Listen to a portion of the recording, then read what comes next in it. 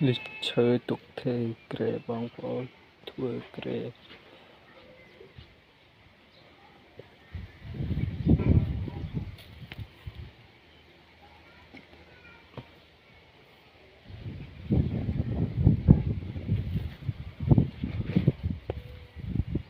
được cốn cu bạc nhau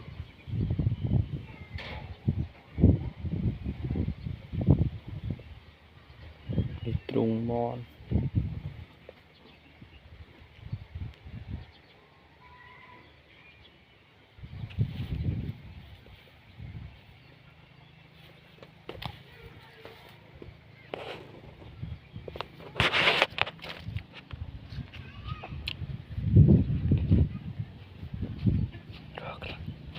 được là hot ở 70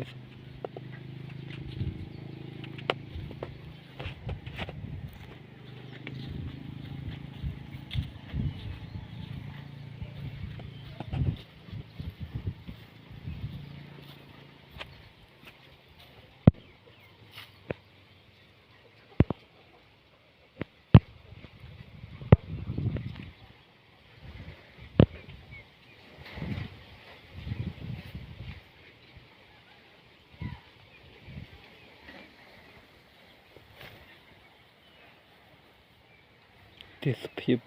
ពេលល្ងាចតើបានកាបឲ្យគូទេបងប្អូនអើយឲ្យគូពេញទ្រូងទៀត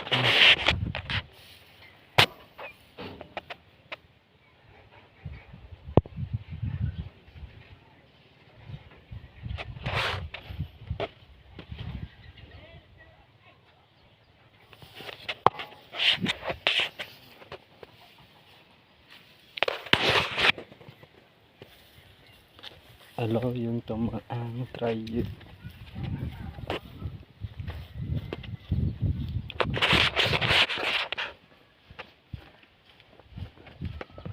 ឥឡូវយើងយកចំណីត្រីដាក់ឲ្យត្រីវាស៊ី